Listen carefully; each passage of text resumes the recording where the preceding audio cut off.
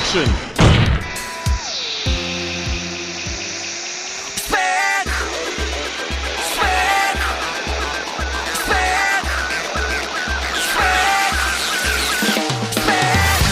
Welcome, Now Playing's review of Ace Attorney.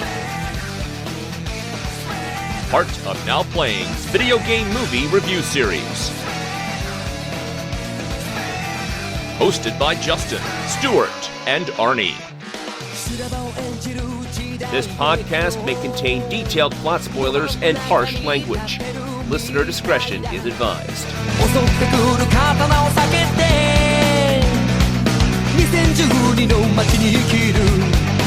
Today we're discussing Ace Attorney, starring Hiroki Narayama, Mariki Kiritani, Takumi Saito, directed by Takashi Miike.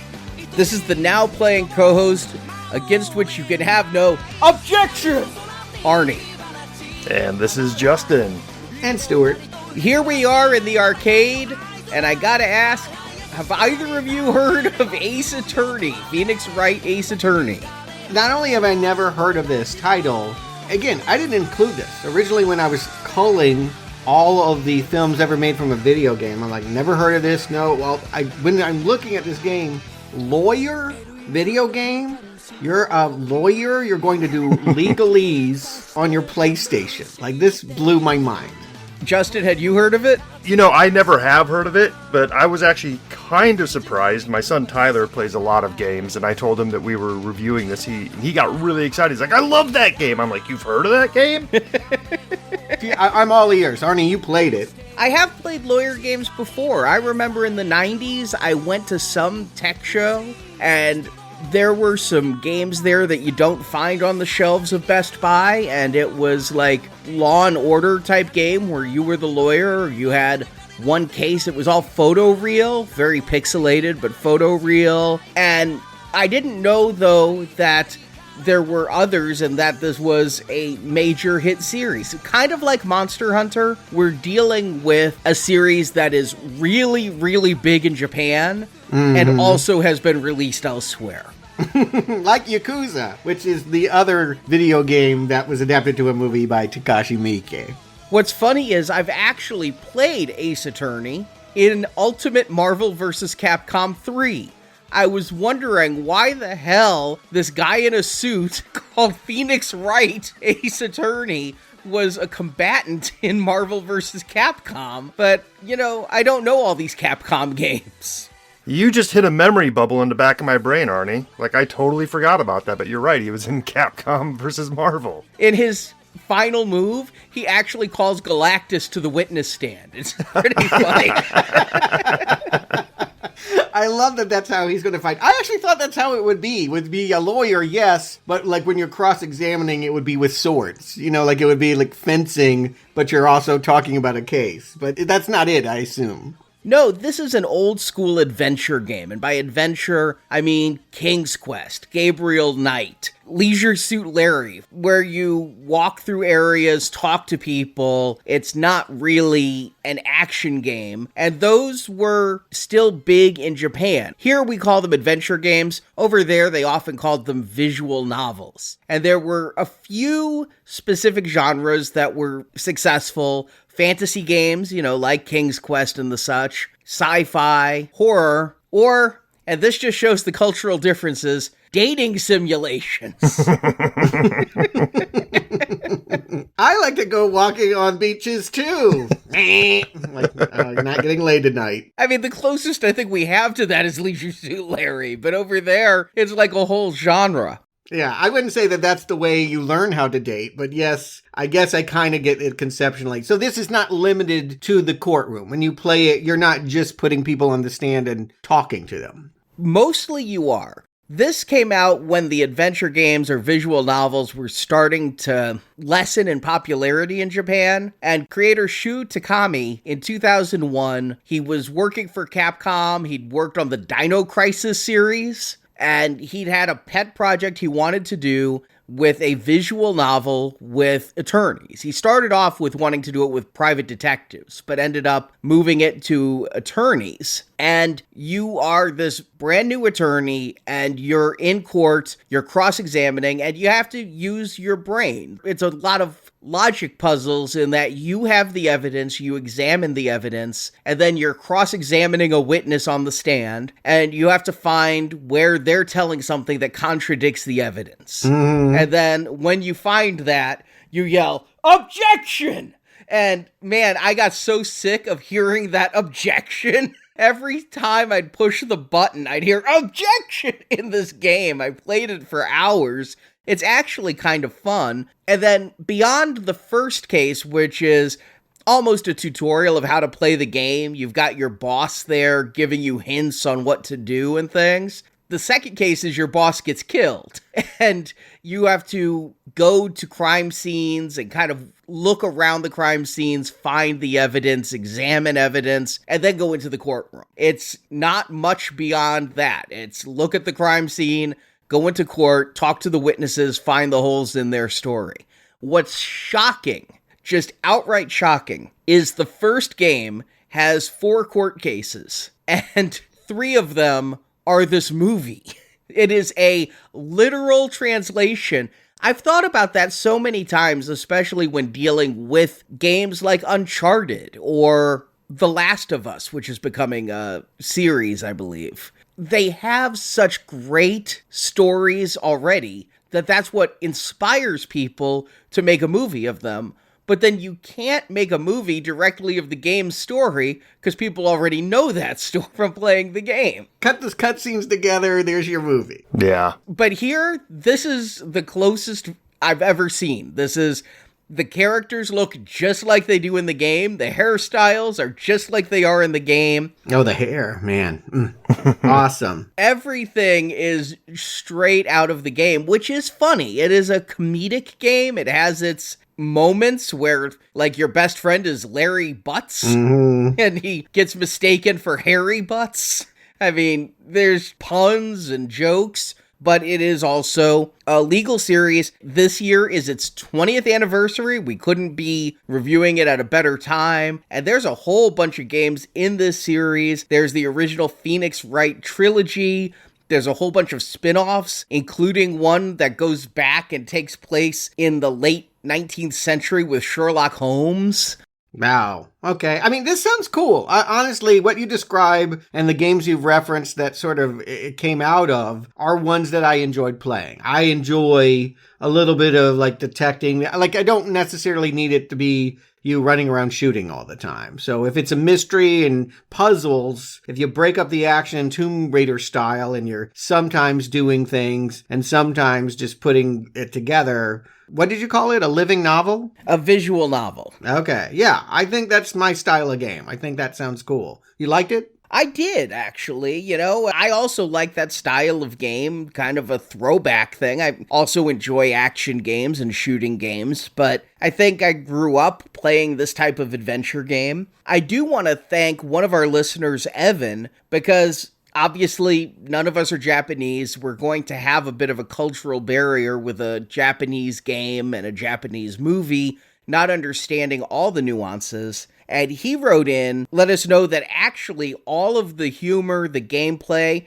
is an indictment and criticism of the Japanese court system. Yeah, I never want to stand trial in Japan for anything. For the most minor infraction, the way they use circumstantial evidence to, like, send you to the slammer. It's amazing in this movie. Apparently there's just huge corruption, a lot of injustice to force fake confessions. He calls it a hostage justice system. It's basically guilty until proven innocent, and almost 100% of the cases that go to trial end in a guilty verdict. Again, what I get from this movie is like it's the speed of it. It's like no sooner have you taken the stand than they're banging the gavel and saying it's over. Yeah, even the ones who are found not guilty, according to Evan, are looked at as you just got off. Kind of the way we look at OJ is, oh, you just got lucky, you just fell through the cracks there, you should be in jail. That's every innocent verdict in Japan. And so this is a bit of a stinging indictment of that and looking at, a good defense attorney, a kind-hearted, noble. Yeah, well, there's no doubt about it that this thing comes from Japanese culture. And as I dove into this, I did a little digging myself. I didn't play any of the games or see it, but just to try and get familiar, I found that there are, of course, mangas, stage plays, and musicals. That musical was amazing. I saw some of it on YouTube. I didn't go there, really. I mean, again, I can imagine it, I suppose. It's probably got a delicious popsicle. In Japanese culture, if something's a hit, you have it do everything, right? Gavels. I know I want some of these waistcoats and ruffled shirts, like amazing hair products. You gotta believe Phoenix Wright, like hair gel and wax, going to be a big seller. But I stuck with the anime. There is, I think, probably just a straight up adaptation of the video game storylines told in episodic format, almost 60 hours of content. I watched the first season and it is. Thank God I did this, because I don't know how I would have gotten through this movie without some foreknowledge. It is a linear and easy to follow telling of the story we're here to talk about in this Takashi Miike movie. Oh, good. So you can help guide us through this, because this is a twisting, plotting story that doesn't reveal itself completely until the final. I think that is entirely the fault of its director, and we've seen him do this before. Yakuza didn't have to be that confusing of a movie. Takashi Miike loves to make it hard for you to follow what the hell is going on. He'd rather have you stunned of all the shock and outrage. The way he just throws things at you, crazy making. But the surprise here is Takashi Miike, at this point, I think he's made over 100 films. I've seen probably a dozen of them, and all of them are ultra violent. This film is rated G. This is him saying, I'm going to make a family film. I'm not going to do scatological and pornographic. Or violent. I gotta say, when I was expecting Takashi Miike and thinking about the films of his I've seen, specifically Yakuza, I think of over-the-top violence and ultra gore and things like that. And I didn't know how he would adapt this game. I never expected it to be faithful, though. I was just stunned for the first, hour of the movie. You're just telling the game. He takes liberties. I will say, at least in terms of the anime, there are characters that pop up in here that have different purposes in the storyline, but it almost feels like someone probably handed him a really good script and he said, yeah, whatever, I gotta make another movie next week. Again, this man is super prolific. I don't think he expends a whole lot of energy on any one particular project. He likes to create confusion, have the editor and you figure it out. It worked for me with Yakuza.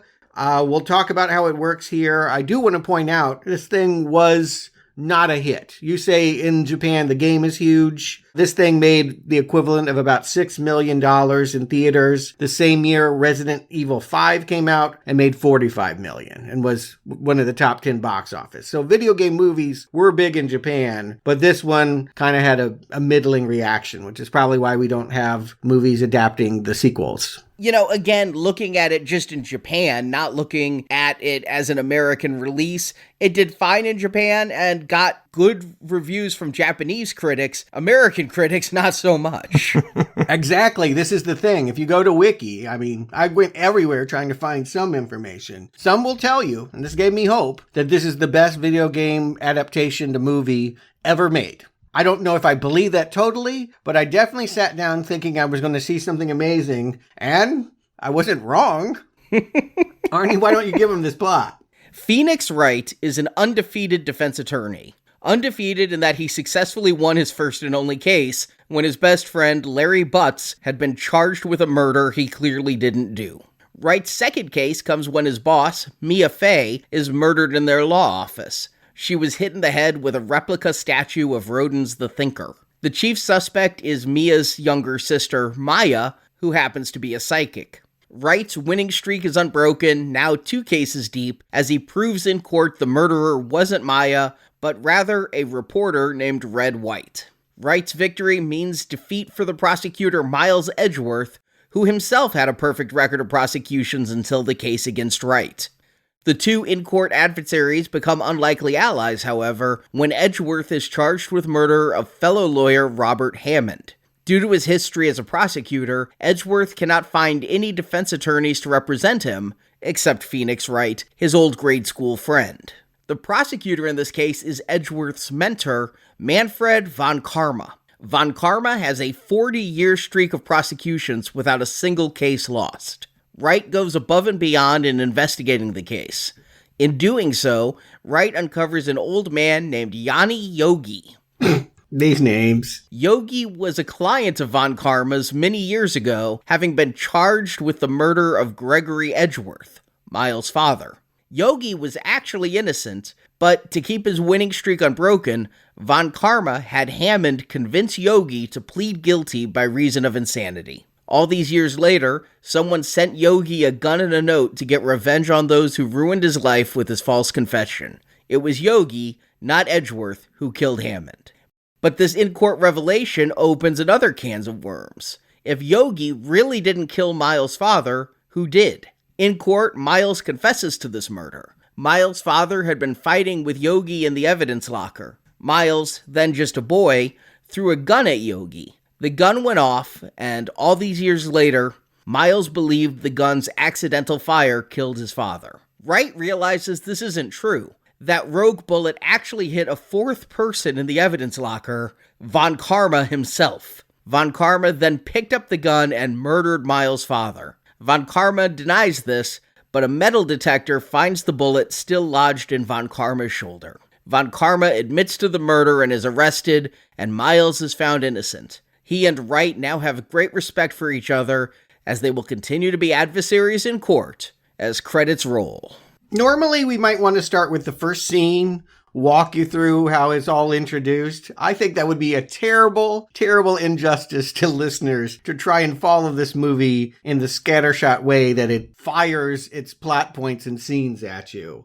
Let's just look at this again as a puzzle. And I want to ask you guys, do you enjoy the process of trying to untangle what's going on in this movie? I don't mind it, to be honest with you, because coming into this, I was unfamiliar with the game or the content at all. So the first 15 minutes, I was waiting for somebody named Ace to show up on screen to be our protagonist. Mm-hmm. I know some listeners are wondering where Jim Carrey is. Don't you know? Like, they only saw the title and they thought something that they're not going to get. Ace Attorney Pet Lawyer? Not coming. Sorry, guys.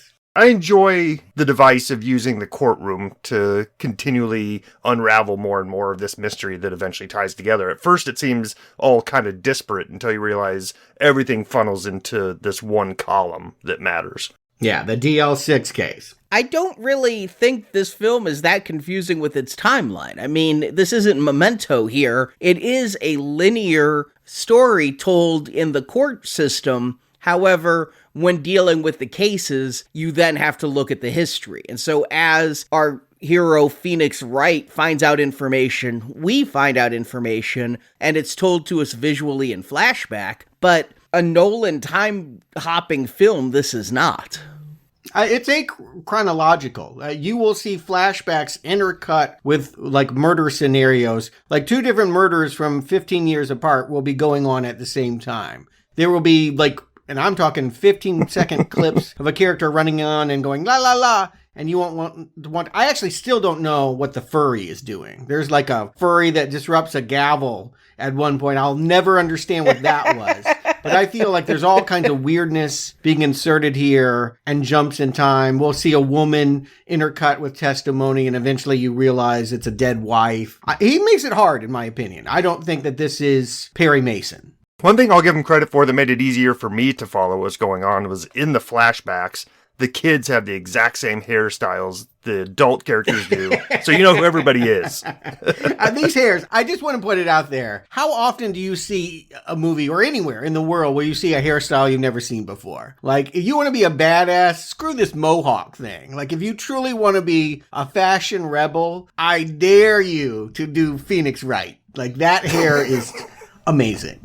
The duck butt. Yes, it is a duck butt. That is true. And everyone is dressed like they're auditioning for Prince or something. Like the ruffled collars, the like candy-colored waistcoats and stuff. Like it kind of feels comic book. I don't know if I would have said, oh, this looks like a video game movie, but it does kind of feel like Dick Tracy a little bit.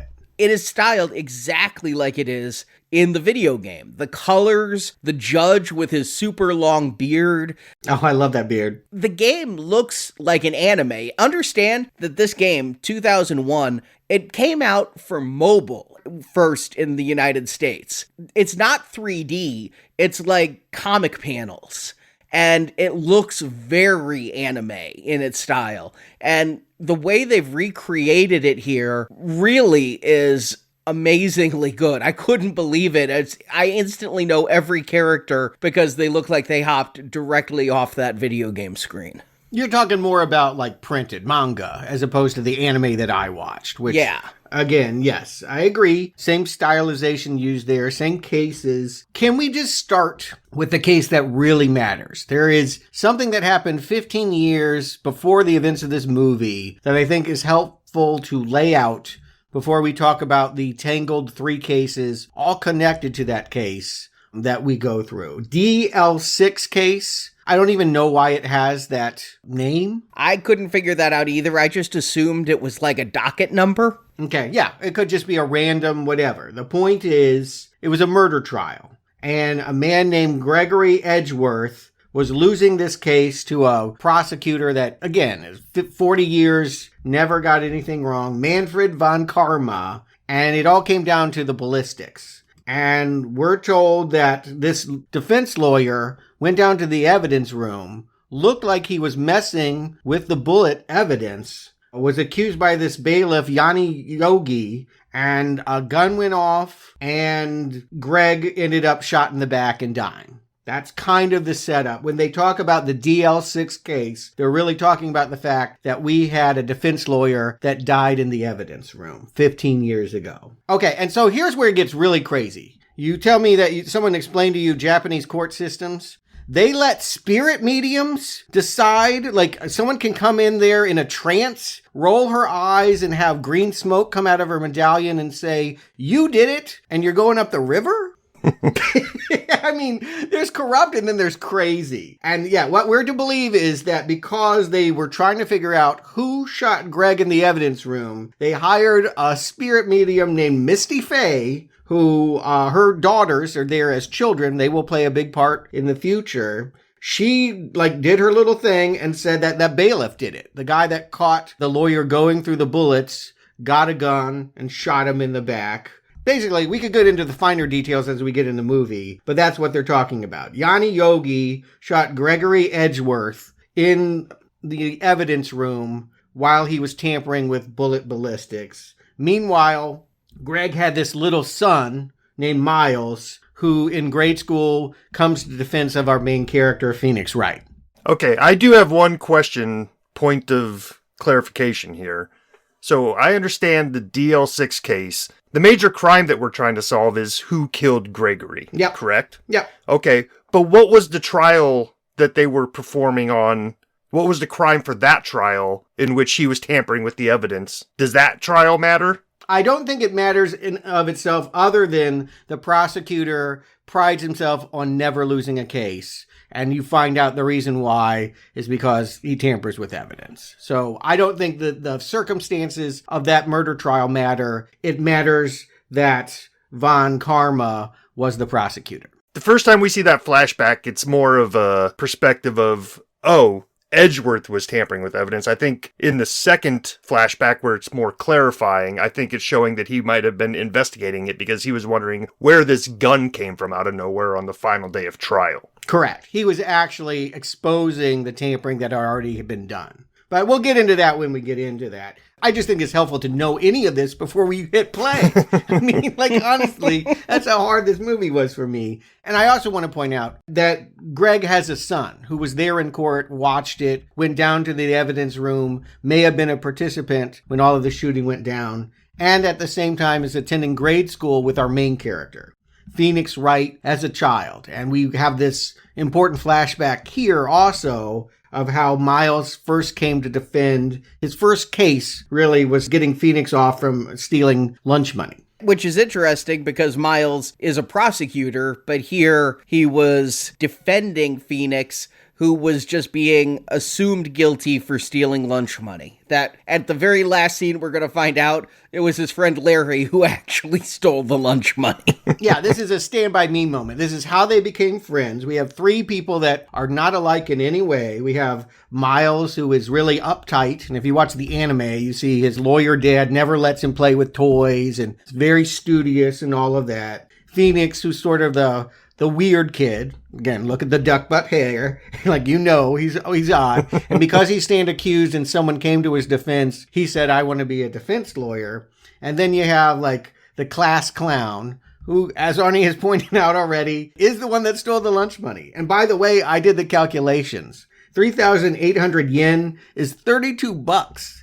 Who spends that on lunch? I don't spend that on lunch now. I think it was the collective classes. Oh, okay. That I can believe. And I guess you don't use Uber Eats because by the time you add in all those fees, your McDonald's is $32. You're right. I have not used those services. But anyway, the point is, yes, he stands up on his desk and this like guy with this goofy blonde hair says, I love you, Phoenix. When he could actually be honest and say, I'm the one that took it and take the fall. But instead, he just stands by Phoenix and says, I'm your friend. And so we have three people that should be lifelong friends. When we jump to present day, they're kind of at odds. Well, Larry and Phoenix are still really good friends. That's why Phoenix is handling Larry's case. And I may be getting a little confused in the game, but in the game it specifically said, Larry's a friend of mine, so I'm doing this case as a favor for Larry. Yeah, it's his first case. I think it's important to realize Phoenix Wright is a rookie. He's never gone into the court system before. And his very first one, if you really want to know the whole story, here it's just a scene with a guy who rips a wig off his head and foams at the mouth. If you want to know this case that Larry is involved in, accused of, watch the pilot episode. It's only 22 minutes of the anime. It'll break it down for you. Or play the tutorial mission of the game. It will also break it down for you. In the movie, I think it plays as somewhat of a funny joke that doesn't hit you until later when he wins that lower court case, because they're in a smaller courtroom and, the judge isn't up higher and all that stuff. So when he wins, there's a girl there showering him with little bits of confetti, which, okay, whatever. But what we see later on in the higher court when you win a case, it's all a laser show and digital confetti and all this stuff comes down. You wonder if that real. Again, that did feel like satire. It did feel like, boy, if I understood more about Japanese culture, I would appreciate more of these digs. But the Japanese can do some pretty unorthodox things. Like, maybe they do shower you with confetti when you win. Let us know. Write in and tell us. Send your favorite snapshot. Or give us a thinker statue. Because truly, the person that wins this is not Phoenix Wright. It's his boss, Mia Fey, who is the daughter of the spirit medium involved in that case we already broke down. She will be rewarded. Larry will give her, he's a toy maker. He will give her a replica of Rodin's The Thinker statue, which is a murder tool by the end of it. It's going to be a big, important plot point because Mia's going to be killed next. But before we go there, it's worth pointing out, what's Miles doing? What's the guy that defended Phoenix in childhood doing? He has the celebrity case. I don't think you would understand it watching this movie, but it's probably in the game and it's definitely in the anime. I think it plays a little bit like that on screen, even though I'm not certain what they're saying. Like, you could tell that there's some sort of celebrity to it. The Silver Samurai get up in the courtroom was somewhat of a nod to that. In the anime, what happened is there's a Mighty Morphin kind of show and someone got killed. The guy that never gets killed, that's the Steel Samurai is his name, got killed on set and who did it. And it was 3 or 4 episodes to figure out how. And this dragon lady who's on the stand in this movie is the producer of that show who gets outed as the killer. Here, I don't know that's, again, she's just kind of smoking her long cigarette and foaming at the mouth. People are just doing eccentric things. I think you understand early on that this is a heightened reality. Looney Tunes kind of things are happening in this court system. But Edgeworth has no respect. Like, he wins the case. He goes to Manfred von Karma and says, you're my mentor. I want to be like you. And the guy's like, you'll never be like me. And so Miles has a chip on his shoulder, even though his law career is going better than Phoenix. But yes, the statue of the Thinker is also a clock, and it was made by Butts, given to Mia as a gift, and then Mia's going to be found dead. The Thinker smashed her head in. Who's the murderer? And the other thing is that this toy, like, he sells it as it will give you an inspiration. Not only is it a clock, you turn the head, it'll tell you the time, but if you pray to it, they used to do this in Chinese restaurants. If you rub the Buddha's belly and like pray to it, it'll give you money. And so it will give you inspiration. Mia was praying to it to get inspiration on the DL6 case. She runs down to the evidence room to go pull that ballistics bullet. And then someone picks up that Thinker statue, conks her on the head, and yeah, we have our first case of 3. Why is she working on the DL6 case? Isn't that like a long since solved case? You would think that people would be over it if someone pled insane and I did it. You wouldn't think that it would be lingering, but maybe because Mia's mother was involved and is the one that essentially fingered the wrong person and went missing, maybe we're being told that she's trying to let a cold case come to light. Well, yeah, I think she's trying to lift the shame that has been bestowed upon their family because of her mother. It's not even really clear in the anime, but yes. And this is where the movie kind of gives us a little bit of, a Law and Order or CSI vibe. We get to start seeing some ballistic evidence, and we get to see some recreations of the crime scene on these cool laser projected holographic screens in the courtroom. Again, I thought that's what this movie would be. When Phoenix is going to call up an objection and it's on a screen that he can then throw across the room at Miles, who is of course prosecuting the case. I'm oh, this is a video game. That is what you would do. And Miles is so cool. He just snaps. He does a simple snap and the screen flips back at him. That's pretty badass, but it's only a little bit here. This is where I feel Miike's bringing his sense of style, because there's nothing like that in the game I played or any of the sequels that I saw some walkthroughs of. And it's the equivalent of how in the game you'd look at the evidence and examine the evidence. And instead of just holding it, this is far more visually dynamic. It's very Tony Stark. If you think about this movie coming out in 2012, Iron Man 2 came out in 2010. Tony Stark had that trial where he'd throw screens up from his phone on takeover televisions and things. It makes me think of Mortal Kombat. Imagine if our law system was, fight. And we're going to just literally cage match this shit. And the coolest lawyer, the one that can throw the most shade and circumstantial evidence. I just want to say, again, it's horrifying how people will be so quickly pin the murderer based on a falling lamp or one little bit of thing. The evidence against Mia's sister Maya is that she was in the room. Someone across the street claims he saw it happen, and there's a receipt that they think Mia wrote the killer's name in blood on, and it says Maya. And so that's why they think they got her. And the way that this goes back and forth of proving that it's not Maya it's funny if it's not true. If this is literally how the legal system works, horrifying. A difference from the game is this wiretapping reporter who had gone in to put a microphone in the telephone. Here, he looks kind of like a modern day Iggy Pop. Yeah, he's white, for one thing. He's an Anglo actor. Yeah, he looks like he's in a Ramones cover band. Yeah. Yes, very much so. Yes, that's very good. And he looks nothing like that in the game, but it was really a strange look. Everybody here looks like they've come out of different worlds. And they're not all dressed for the courtroom. I think that if everybody else is in regular suits and this guy's in a leather coat and everything, he'd be pretty hot. But again, he's terrible on the stand. All right, so he's in a hotel across the street from Maya's office, claims he looked over and saw this little spirit medium pick up the Thinker thing and smash it on her sister's head. He calls it a clock. Phoenix rightly goes, "How did you know that?" Objection. "How do you know that?" "I heard it ticking." That flies in a court of law? You are across the street with panes of glass between you, and you heard it ticking. It must be a clock? Horrifying. Yeah, this is the kind of stuff you're dealing with in the game. This is the easier level where you find really ridiculous claims. Well, easier if that weren't evident. That would be like, oh yeah, we're dismissing that. That makes no sense. Never mind the fact that this is a tabloid journalist we'll find out has wiretapped Mia's office. I mean, that should discredit him in and of itself. Like, there's a whole bunch put into a falling lamp, and it turns out, like, the bloody receipt gets Mia off from this, but... oh my God. Again, the fact that anyone could go up for these circumstantial evidence is Kafkan. Like, it is really horrifying to think that this is how justice would be put out there. Yeah, I wonder how much of this is, I mean, it's all obviously heightened and somewhat fictionalized, but I wonder how much of this is reflective of the Japanese criminal justice system, because we're so used to a case being put together for months and months prior to it going to trial. This seems like crime is committed.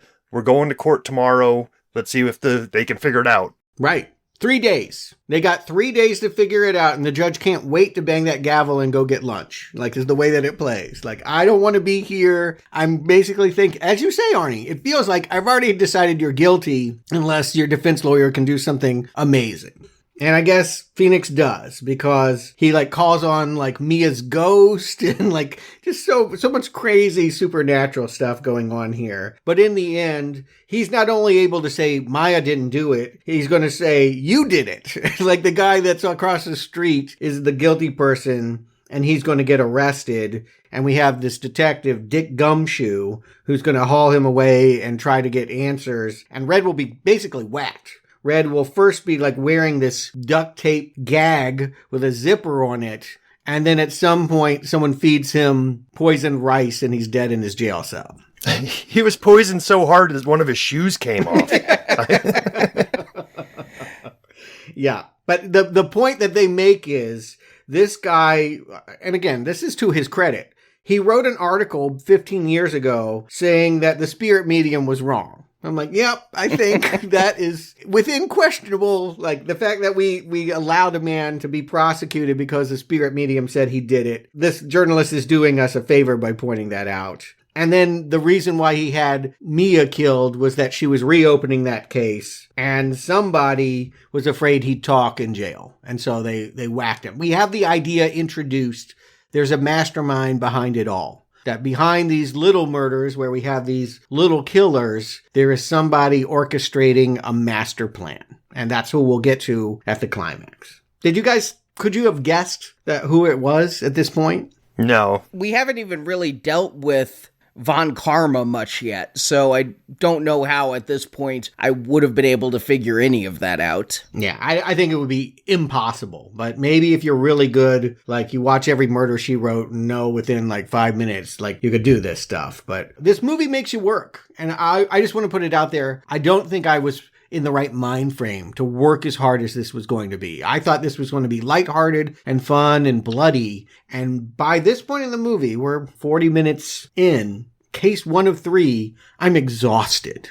I wasn't prepared for how much this movie was going to ask of us mentally, for real. I mean, I had no idea what the game was coming in. I honestly thought it was just going to be a lighthearted comedy romp. But no, we are trying to figure out cases here.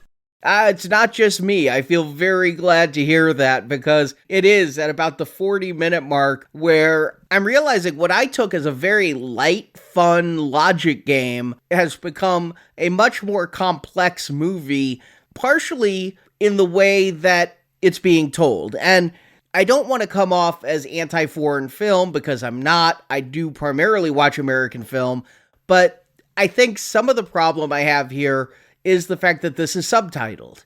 It's different to absorb information when it's read than when it's heard.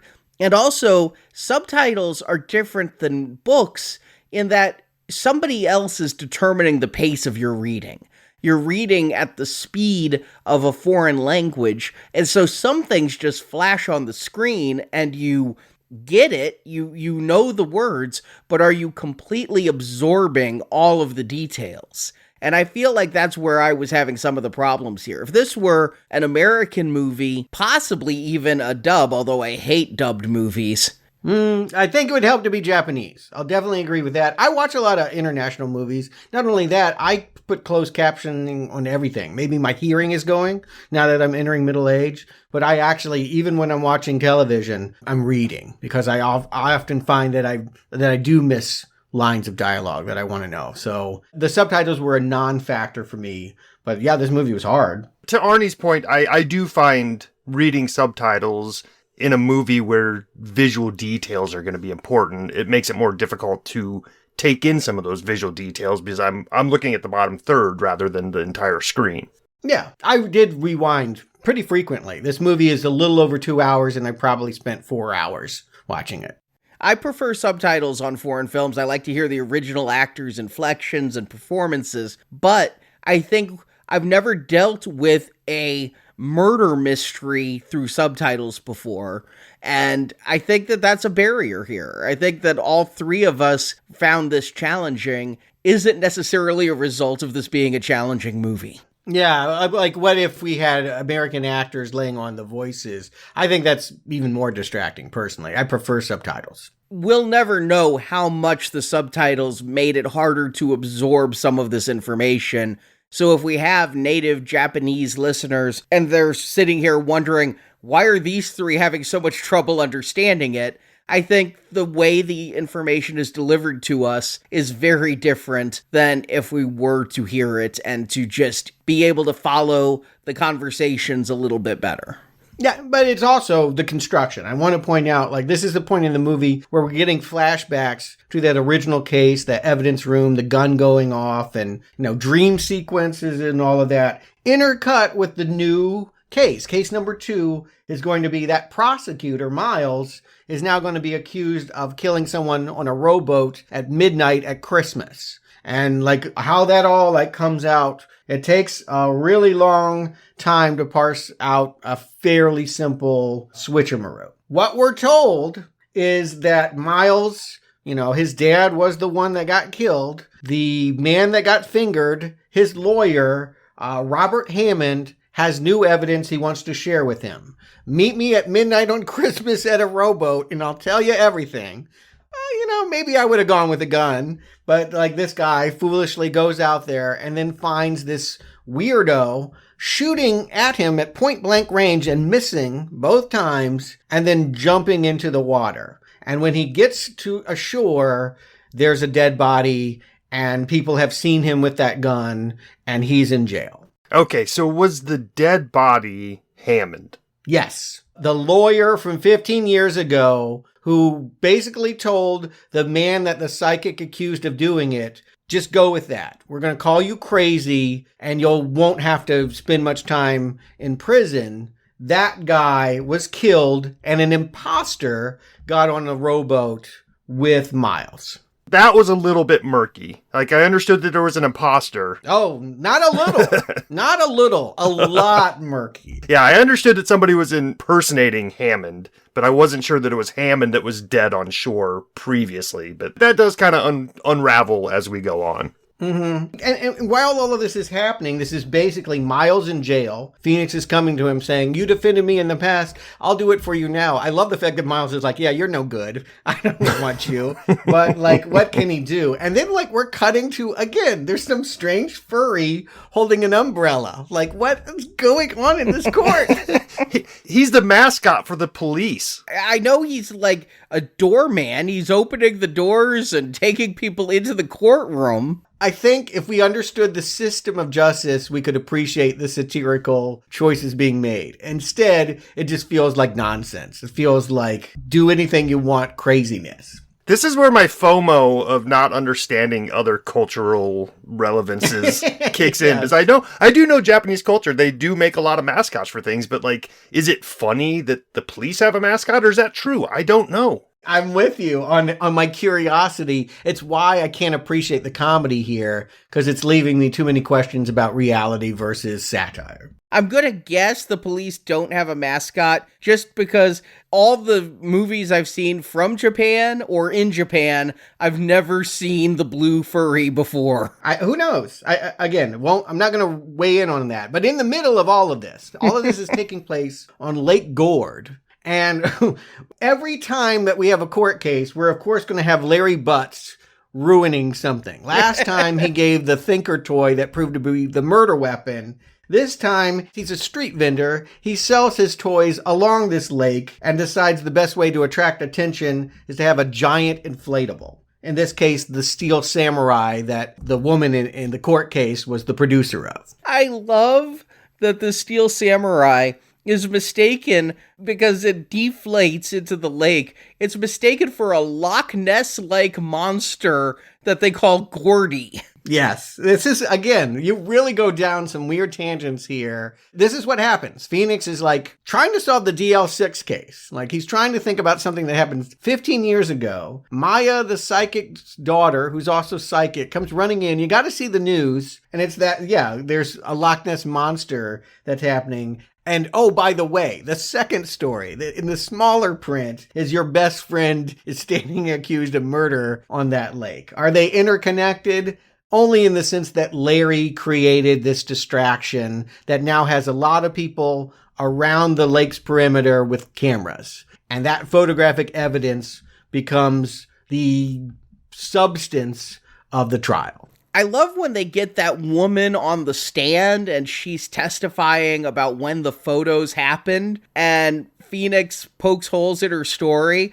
And finally, she's just like, I just wanted to be involved in a murder case. Yeah. She wanted to get famous by photographing the Loch Ness monster, or in this case, Gordy. And since that turned out to be a deflating balloon, this was the way to make $1 off a photo. And she's like ripping off her outfit and really upset about it. That was a laugh out loud moment for me. What's her name? Lotta something?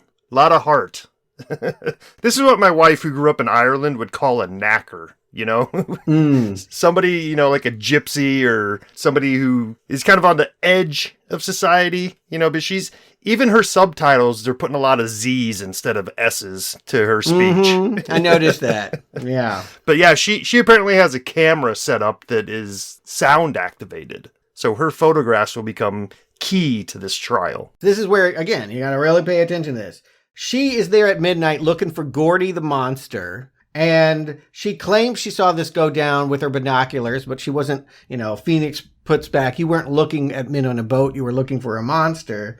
She said, well, I took photos after midnight, which would be Christmas, and photo 1 is man A holding a gun pointing it at man B, and photo 2 is man B still there and man A not. But it's sound activated and took a picture at a gunshot that happened 45 minutes earlier. On Christmas Eve, 11:30, there was also a sound. The picture it took looked like nothing was going on. It was too foggy to see what was going on, and creates the idea that the original murder happened at 11:30 Christmas Eve, and someone restaged it for her camera on Christmas.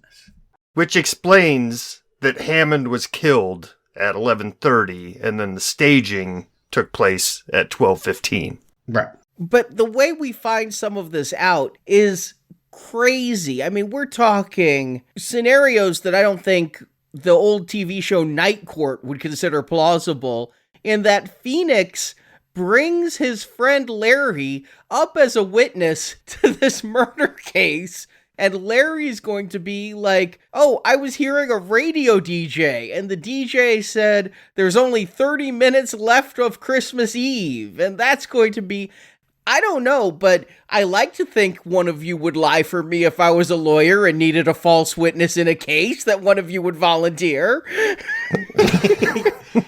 Yeah, but if your alibi is that I heard everything even though I was wearing earbuds, like, this is terrible. But then again, look at the prosecution. The prosecution's putting up a witness that's an amnesiac. Like, this whole thing is crazy making. A homeless man that, like, we'll get into his real story. But yes, the prosecution, the man that's never lost a case, says, I'm going to produce this vagrant. They call him a boathouse curator. In this country, we call them homeless people. Like, was there at the time of the 12:30 shootings. He's the one that looked out the window and can pinpoint there's a body there and there's Miles. And he's holding a gun. And why he did that, all of that, hold on to that thought. He disappears, he runs away, they go to his boathouse and find plans written down on paper and get tasered, and everything happens that's crazy. I just want to say, look, this movie is really hard to follow. I don't even think it's particularly good. But every Takashi Miike movie has one terrific scene. I've never seen one that didn't have one moment of sterling brilliance. And when Phoenix Wright has to put Polly the parrot on the stand as a witness, I am cracking my shit up the whole time. I love that scene. They say never act with kids or animals because it'll ruin your shots, but this parrot is super photogenic. I mean, it leans in, it knows when to get on his shoulder. Oh, yeah, his interplay with that bird when it gets on his shoulder and all that. Like, you can tell the actor was scared, but he's trying to play along. It's hilarious. I feel like I've seen this before. I can't remember where, but I've seen a lawyer show or a crime show where the parrot is saying things from the time of the murder. Oh, sure. And the parrot is a witness in this crime. They always say a witness, when in fact I would dare say evidence in the crime. Yeah, you can't really take his testimony, although that's what they're doing. They're literally like transcribing, I'm hungry. And like, it's just, again, I love this scene. I really I was sitting there, not a smile on my face going, what the fuck? And then this happened and I had tears running down my face laughing. I can't say that I found that scene that uproarious, but it was a stalling tactic because yes, Yanni Yogi has disappeared and the judge is ready to call a verdict of guilty here, and Phoenix Wright has to do whatever he can to try to stall until they can get Yogi back. Well, you keep calling him Yanni, but we don't know that yet. We just know him as the boathouse curator that has been brought back into the court with his bird cage, and the bird called him out as Yanni. And so now we know he's the guy that killed Miles' dad 15 years ago, or at least that's what, the verdict was. And now Yanni is saying, I did not. I killed my lawyer at the lake at Christmas. I'm guilty of that. But that's only the reason why I did that was he made me say I was guilty when I wasn't 15 years ago. His law firm didn't want to risk losing a case. It was all about image. And so he said, you're crazy. I had to live a scandalized life and it drove my wife suicidal. Whose name happened to be Polly, the same as the parrot. And now he believes his dead wife talks through the bird. I have two questions that I did not understand in this movie, and maybe they're really obvious. But Yanni has been pretty much homeless and distraught ever since his plea of guilty by insanity, even though he was not the murderer. Yeah. But some anonymous person sends him some hydrochloric acid and a gun. The hydrochloric acid so he can burn his fingerprints off, and then the gun so he can get his revenge against Hammond. Who sent the gun? The same mastermind that told Red White to kill Mia. There's an unseen person that is masterminding all of this that we're going to expose with the third case. I mean, we've talked about it. So it is Von Karma who did that. Correct. Von Karma said, burn your fingerprints off so that they won't know it's Yanni. And then I'll be able to say that, Miles is guilty of killing this lawyer. Okay, so that was one of two things I just didn't put together there. Nothing here to me is obvious. Like it is when you extract it. When you watch the anime, it feels like you're watching Scooby-Doo. Okay, I get it. When you're watching this, it is labyrinthian in trying to figure out. By design, again, I want to say it seems to be the aim of this filmmaker to make it really challenging to know what the hell is going on when there's a simple answer for a lot of it. Well, and it could have been handled with exposition as Phoenix is, culminating his case at the very end, the accusation that he's leveling. They could have said, we were in the boat. We saw the evidence. You're the one who planted the gun and gave Yanni the sulfuric acid. But maybe that was cut. I don't know. Maybe we're just supposed to realize that's what happened. They don't connect every dot. They don't connect half the dots. They want you to do a lot of that work. But I love the judge. The judge is like, okay, that's fine. You're going to go free, Miles. But now I want an answer to this 15-year-old case. Like he can just produce it like snap. All right, so let's solve this. Phoenix is going to solve the DL6 case in 3 days. It's not necessarily the judge is demanding it. It's that Miles has confessed. Miles is like, I'm the real killer from all these years ago. And so Miles is going to go to jail again unless Phoenix can find evidence against it. See, I didn't think that came out until they started looking at the evidence. I wasn't sure. Yeah, again, the way that this is cut, at some point suddenly, Miles is back on the stand saying, when I was a child and went to the evidence room, I threw a gun, it bounced off the back of Yanni and accidentally discharged and went into my dad's back, and I have a lot of guilt about killing my father. And now Phoenix will be trying to expose that as not true. They have a gun. It was discharged twice. He has got to find who shot or got the bullet from that second discharge. And it's not apparent that he figures this out before going back into the courtroom. He is literally just stalling until inspiration or evidence literally falls to the floor for him to find something to actually provide evidence. Ghosts. I mean, I kid you not, like he's got to pray to the thinker, and the thinker plants that idea. As promised, the toy gives you the light bulb that allows you to solve the case. Mia's ghost appears, and basically, here's the thing. If you recall, she went down to the evidence room. She got the bullet that was extracted from Greg's back. And so that has ballistic markings on it. And so she wanted to keep it safe. And the way that she thought to do that was to remove the clock parts from the thinker, put the bullet in there, and then give it to her psychic sister who loves trinkets. And she would never know the wiser that she was holding on to evidence that people were looking for. But Mia was killed first. And so now that thinker, yes, by complete happenstance, that former clock statue novelty toy falls on the ground and smashes. And they have the bullet that they can pin on Manfred Van Karma. He was shot by that stray bullet. Miles shot him. He didn't shoot his father. Went into his shoulder. The second bullet, he picked up the gun and killed Greg because he didn't want to be exposed for tampering evidence. So this bullet in the thinker is the bullet pulled out of Greg. It's not the bullet Greg was examining. No, there are two bullets, and one of them is actually still in Manfred. He's like, yeah, I took a sick day the day that this happened, but you'll not find a medical chart with me having a bullet removed. You gotta love this. Larry Butts, takes a metal detector and goes out on the lake to find garbage, carries that into the courtroom, and Phoenix can just go grab it and search the guy's body until they find the other bullet. I literally didn't think that they would use a metal detector. I thought one of the bailiffs might have one of those wands, like when you walk into someplace. Yeah, sure, that could work. That would be more logical, Arnie. We don't like logic. We like cray-cray.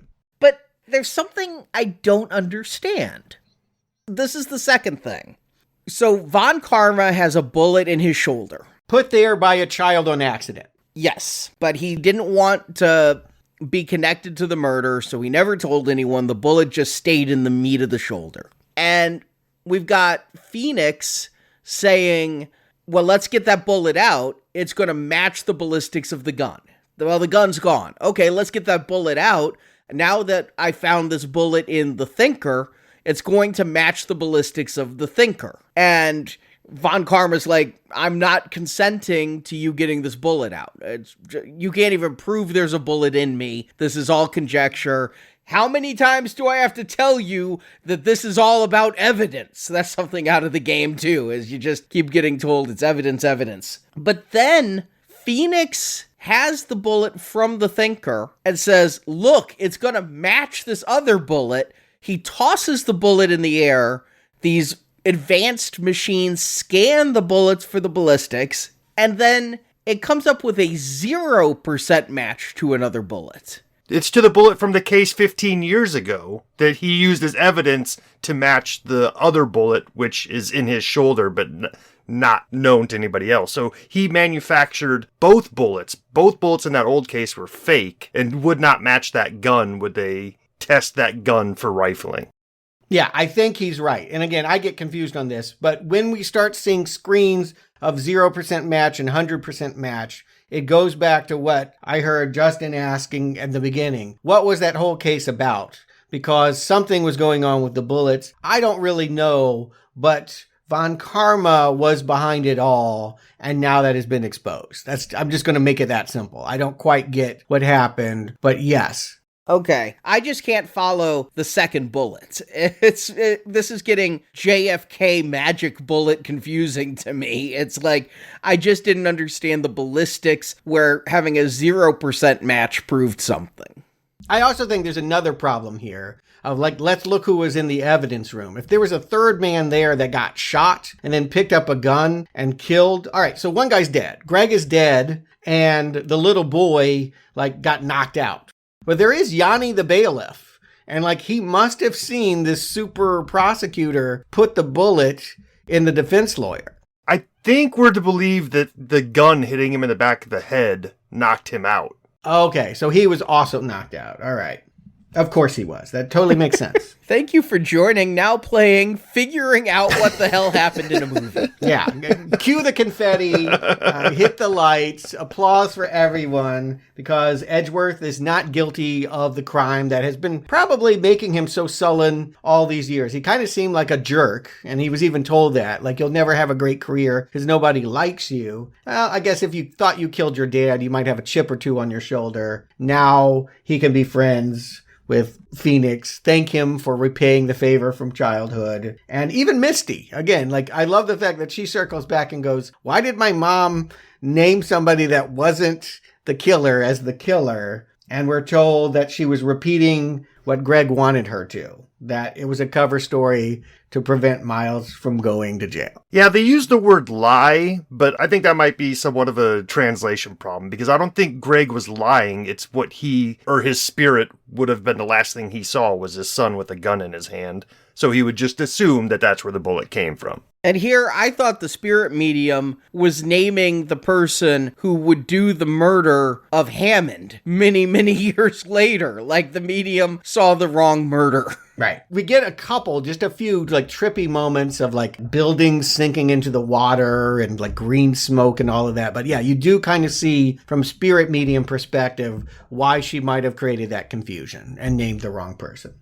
But again, I think everyone is completely forgiven for any confusion they might have. I didn't even understand that stuff with the ballistics at the end. You explained that to me, Justin. There's a lot here that, you're right, it would be boring. It's why I tend to not like legal dramas. When people are grandstanding and talking too much, it's not very cinematic. They've solved that problem by making it absolutely incoherent, and things are always happening all the time, and you're never following what the hell's going on. But there's a new trial. We get an epilogue, and I don't know if this is from a later game, but there's some kind of ninja guitarist going up on the stand, and Larry's already selling Jammin' Ninja Super Cakes and got his new guitar inflatable up to profit off of this. Presumably, they thought they had sequels to go here, but this is the end of Ace Attorney as a live-action franchise. Yeah, I don't know if that was trying to kick off sequels, or if it just kind of feels like the way some movies end and it's like the continuing adventures or whatever. Yeah, life goes on. These two will become adversaries. Even though Miles has sort of begrudgingly acknowledged Phoenix has got game, they will face off in court in front of the cameras. Yes, I agree. It works as a conclusion to a standalone movie. But again, I think the hope would have been to keep adapting those sequel games. Didn't happen. So, Justin, Stuart, pass your verdict on Ace Attorney. Justin. Well, this is all going to come down to evidence, right?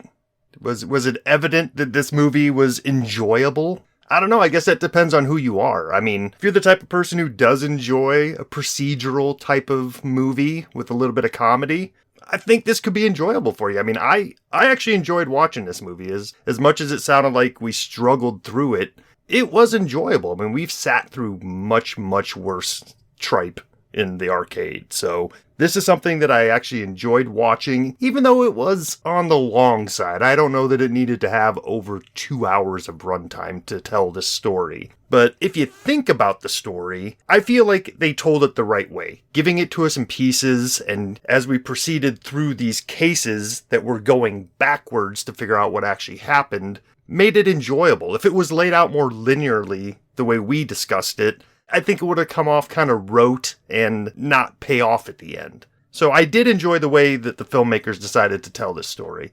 But if you've played this game in the past and enjoyed it and have become endured to these characters, but for some reason never sat down to watch the movie, I think there's probably a lot for you here. But if you're just into movies, I don't know that there's a lot for me to recommend either. It's not super special. There are some genuine laughs. I mean, we talked about the police mascot running in to stop the judge from banging the gavel, and he gets his hand hit.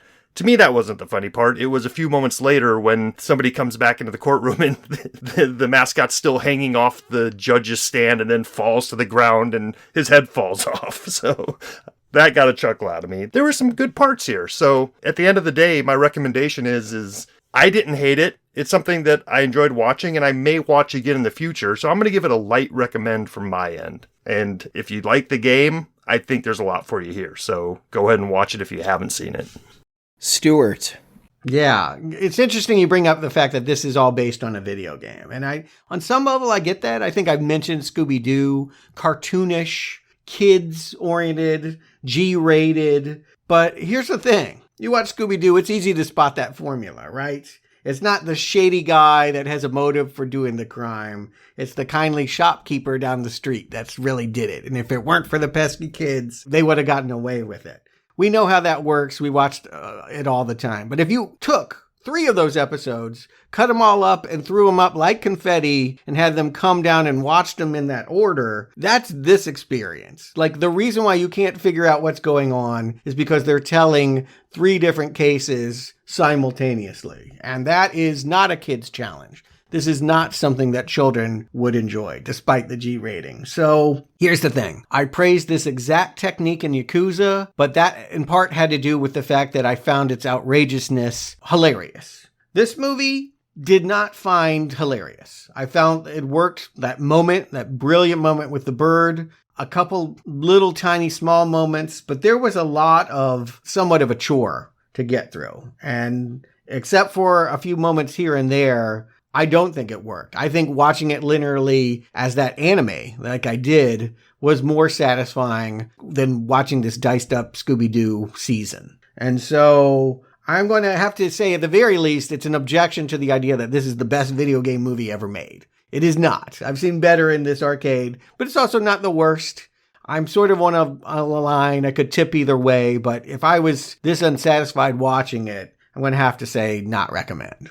And I was sort of torn. I did feel like Justin said this movie did not need to run over 2 hours. Even though I'll put it out there, if you play the game beginning to end, you're looking at like 20 hours. So it's taking it down a great deal from the actual game itself. But it's a little bit long and a little bit convoluted. But by the same token, while there's certain things I didn't get out of it, I also feel like the movie just kind of moves along with a great sense of fun because of the over-the-top comedic performances and the way everybody looks. Even the stoic characters are played for comedy in an anime kind of way. Nothing here is taken seriously. And so I was kind of on the fence, and when I always look for that one thing that'll either push me to a recommend or a not recommend. What is it I really like or what is it I really hate that can split the difference? And you know what I really like is the sense of style of this movie, the way they were able to make people look like video game characters, and those crazy computers and screens that fly all around the courtroom and everything. It reminded me a bit of a high-tech Terry Gilliam kind of situation. And so I think that is enough to say, you know, it's kind of worth checking out. I can give it a weak recommend. But yeah, it's not the best video game movie to me. And again, that's very well maybe a cultural reason. It's also I like the game, but I'm not enamored with the game. I was, again, kind of annoyed by the game sound effects that were so repetitive. And so neither the game nor the movie is life-changing, but both were kind of fun to spend a little bit of time with. I'm kind of surprised that this game hasn't made some bit of a resurgence in the age of browser games, Facebook games, more mobile type of games, but... Yeah, I would play the game. I don't think I'd watch any more anime. There's a couple more seasons for me to take in. I didn't mind it, but I'm not seeking it out. You could get the remastered trilogy for iOS or Android right now. Right. And we're going to keep on the video game path. We're just going to steam through, basically. We want to knock out the rest of them. Next week, we reached a big one, frankly. I don't know if the movie had that much impact, but everyone seems to love Assassin's Creed. I've never played it. I'm familiar with it, and I haven't played it, but it's definitely crossed over into the action figure world, so I'm aware of the characters just from the toy shelf. Well, I have played it so that we have some experience for the review. And I must say, I have enjoyed what I've played of the game far more than I'm anticipating enjoying this Michael Fassbender bomb. Yeah, I saw the movie. I've seen the movie, haven't played the game. You played the game, haven't seen the movie. We'll have both done our homework and come back at you next week for the whole experience. Meanwhile, this Friday, our Harry Potter series continues. The end is in sight. We are doing the 6th of 8 Harry Potter movies with Harry Potter and the Half-Blood Prince. It is our gold donation series going on right now. You can find the details at nowplayingpodcast.com/donate.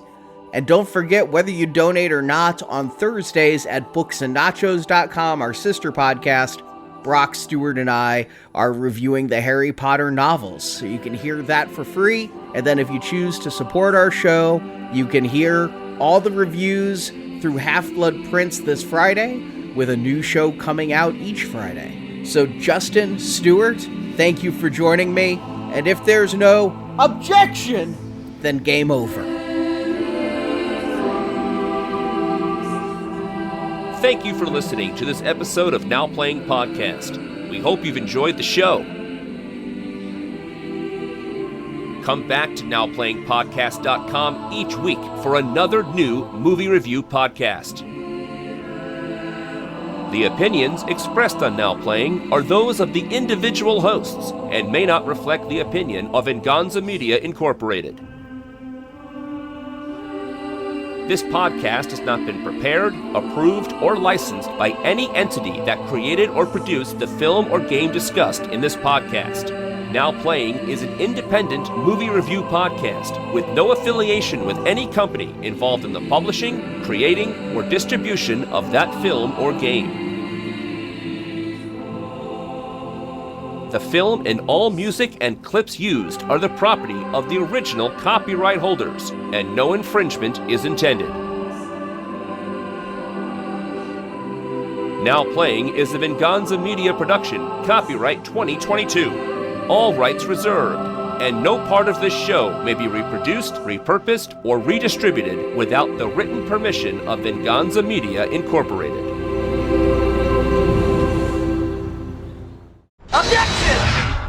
Right. And interesting, too, to note that not only a jet, sonic boom. I hope it is. Maybe it's Russia.